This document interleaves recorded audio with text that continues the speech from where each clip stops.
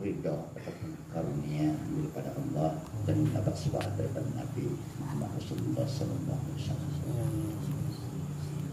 Dan sebagaimana biasanya tentunya sebelum kita mengadakan tazkir ataupun pengkajian untuk melanjutkan pengkajian yang telah lalu, marilah sama-sama terlebih dahulu kita menyerahkan diri kepada Allah serta kita menghadiahkan sepalik Fatihah dan 7 kali selawat mudah dengan harapan kita kepada Allah seumpama Allah berikan, Allah sampaikan pahalanya kepada rohani Rasulullah Sallallahu Alaihi Wasallam.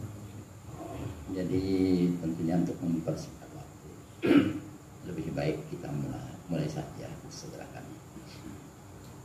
Astaghfirullah, astaghfirullah, astaghfirullahaladzim alladzi la ilaha illa huwal hayyul qayyum wa atubu ilaih. Wala hawla wala quwwata illa billahil aliyyil azim. Asyhadu an la ilaha illallah wa asyhadu ila hadratin Nabi Muhammad Mustafa Muhammadin Rasulillah Sallallahu Alaihi Wasallam. Sayyidunillahi lahu wal hamd. Al-Fatihah. A'udzu billahi minasyaitonir rajim. Bismillahirrahmanirrahim.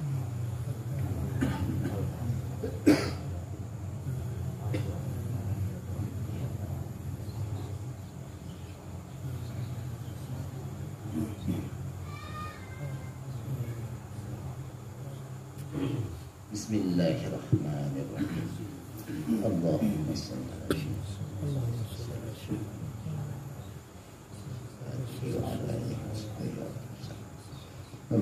shalli ala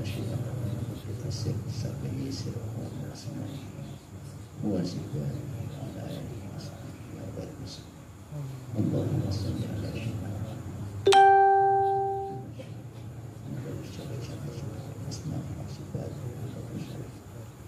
Allahumma salli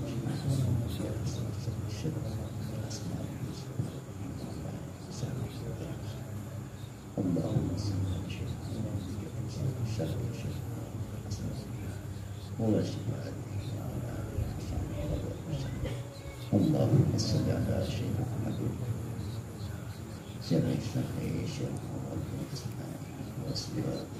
wa ala alihi wa sahbihi wa barakatuh. Allahumma salli ala sayyidina Muhammad syarifai syarifai wa ala alihi wa sahbihi wa barakatuh. Alhamdulillahirabbil alamin.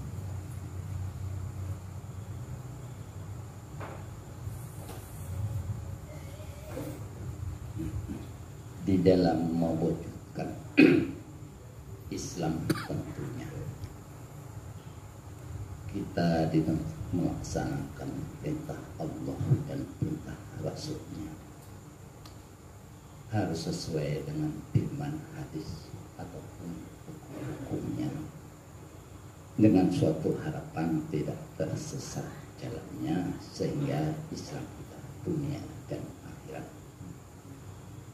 Jadi tentunya kita sedikit banyaknya harus mengetahui hukum dan peraturan-peraturannya. Jadi karena hukum akal mengkajikan tauhid, hukum adat, hukum syar'i itu adalah suatu kesatuan yang tidak dapat dipisahkan dengan maksud tujuan untuk mewujudkan keislaman diri. Kenapa?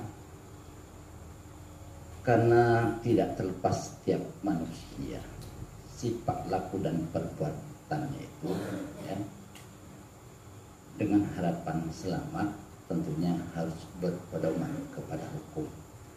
Jadi besar dan kecilnya sifat laku perbuatan ada hukumnya, nampak ataupun yang tidak nampak tetap ada hukumnya sehingga dapat diketahui. Karena senantiasa Allah dan Rasulnya kita dituntutnya untuk melaksanakan suatu perintah, itu perintah Islam, iman dan ihsan, itu juga suatu paket, suatu kesatuan untuk mewujudkan Islam. Jadi yang telah kita kajikan itu adalah hukum akal.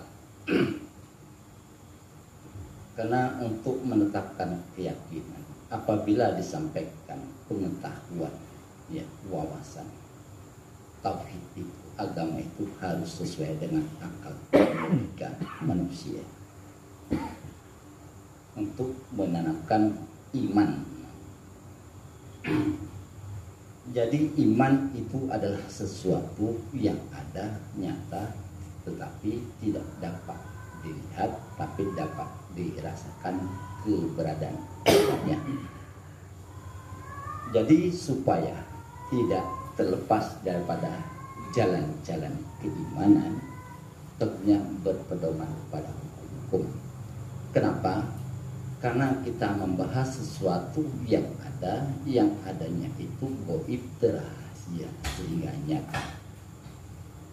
Karena menyangkut tentang kajian syariat, tarekat, hakikat, dan makrifat. Yang mana udah kita uraikan, kita jelaskan bahwasannya syariat itu adalah undang-undang, hukum, dan tata peraturan. Tarekat adalah ilmu pengetahuan. Hakikat itu adalah suatu kebenaran, keyakinan. Makrifah itu adalah hasil buah dari sifat laku perbuatan. Jadi kita kajikan hukum akal untuk mengetahui, membedakan antara muhadatsah dan qadim. Jadi ini telah selesai kita kajikan, cuman istilah dalam kaji, dalam pemakaian, dalam keilmuan tentunya tiada batasan.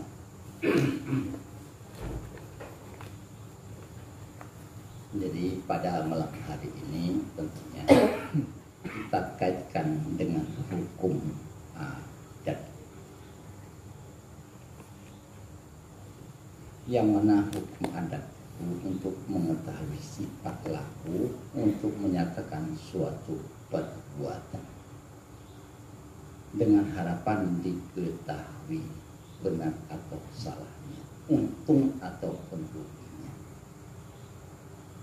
Inilah hukum adat.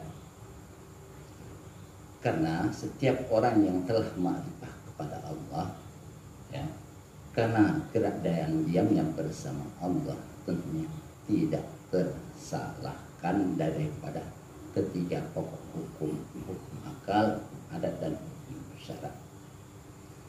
Kenapa?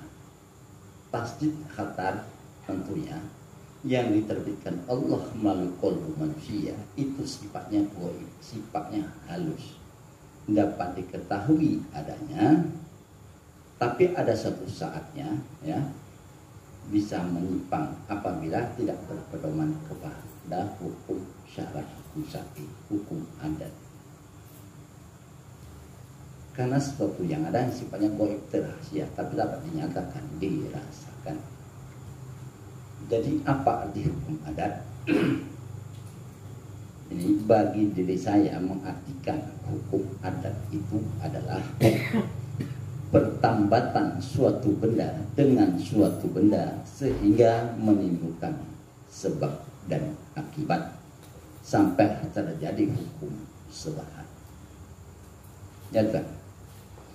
Jadi hukum adat ini terbagi tiga seperti layaknya hukum akal. Hukum akal itu terbagi tiga: wajib, mustahil, dan harus. Ya, Tuan. Jadi hukum adat pun terbagi tiga. Yang pertama wajib. Saya contohkan wajib, ya, pada hukum adat.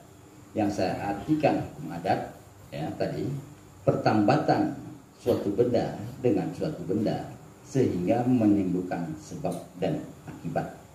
Wajib yang pertama. Secara hukum adat apa? kebiasaan. Jadi contoh wajib daripada kebiasaan. Kebiasaan kita itu makan. Jadi kalau makan tentunya wajib kenyang. Jadi kalau dalam kajian, dalam ilmu fikih ya syariat, nasi yang bikin kenyang, dalam ilmu hakikat bukan nasi yang bikin kenyang, tapi Allah, ya kan? Secara syariatnya nasi yang bikin kenyang, secara hakikatnya bukan nasi yang bikin kenyang, tapi Allah. Jadi kita menggabungkan dua pemahaman, kan dua itu kan, Bang? Kita katakanlah itu benda, manusia dengan nasi, ya tuh. Makanya jatuh hukumnya apabila manusia itu makan wajib kenyang. Kenyangnya bagaimana? Kenyang aku makan apa? Makan nasi. Ya, yang dimasukkan ini begitu makan nasi, syariatnya, hakikatnya ingat. Ya, ingat ilmunya, ingat kepada yang memberikan kenyang. Itu liput adanya pada si nasi, ya kan? Karena tidak bertentangan antara hakikat dan syariat. Arti syariat, ilmu syariat tadi undang-undang peraturan, jadi paham, mengetahui, fikih, ya kan? Hakikat kebenaran yang sebenarnya. Jadi rupanya tak bercerai antara syariat dan hakikat. Yang awal mula dasarnya dalam pengkajian kita bukan nasi yang bikin kenyang, bukan obat yang bikin sembuh, tapi semua itu Allah. Allah itu pada hakikat, nasi dan obat itu pada syariat. Ya kan? Jadi rupanya karena adanya Allah secara hukum akan liput kepada seluruh makhluknya. Fungsi obat, fungsi nasi itu disifati untuk menjahirkan sifat kesembuhan. Ya, disifati pada nasi, disifati rasa mengenyangkan. Ya, kita kan menggabungkan dua pemahaman, syariat dan hakikat. Tarekat itu ilmunya, marifat itu benar, fakta, kebenaran nyata. Sehingga bahasa kita apa? Memang nasi lah yang mengenyangkan. Tapi dalam ilmu hakikatnya, Tuhan telah mengetahuinya, menyadarinya bahwasanya ya Allah yang bikin kenyang, karena liputnya Allah pada nasi, sehingga Tuhan katakan nasi yang mengenyangkan. Kan pertambatan dua itu satu, ya Tuhan.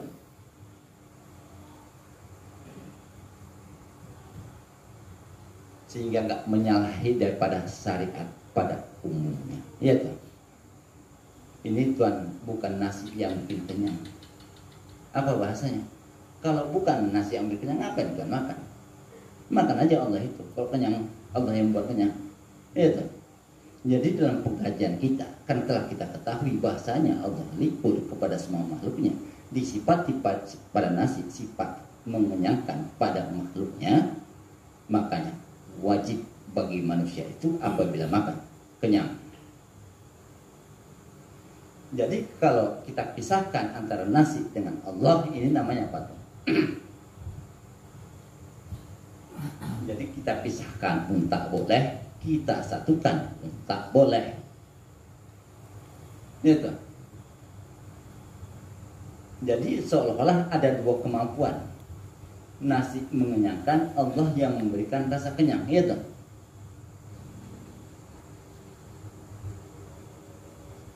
Padahal pada hakikat, hati hakikat sebenarnya, kebenarannya yang diimaninya kan Allah kan. Allah kan yang memberikan rasa kenyang, dan Allah kan yang menjadikan nasi, dan Allah kan yang meliputinya, menyifatinya dan menamakannya nasi. Kan ya kan, diberitahukan kepada hambanya, ya kan. Ini supaya tidak bersalah-salahan hukum akal, hukum adat dan hukum syarak, ya kan. Karena kalau kita omongkan bobrek semata, berarti ada dua punya kuasa. Makanya tidak boleh, dilarang. Kita katakan Allah semata, ya Tuhan, yang kita makan bukan Allah nasi. Jadi supaya jangan ribut, timbul permasalahan, makanya Ahlus Sunnah wal Jamaah lah yang menyimak sehingga tidak salah dari sudut pandang manapun. Jadi pada syariatnya makan nasi, pada hakikatnya langsung Allah yang menyanyikan. Karena Allah liput pada nasi, ya Tuhan. Kan ya kan Tuhan? Kadang ini jadi perolok-olokan Tuhan. Kenapa? Itu tadi bukan obat bikin sembuh, gitu. Bukan nasi bikin kenyang, tapi dimakannya nasi, diminumnya obat. Jadi kalau bahasa syariatnya sebab makan nasi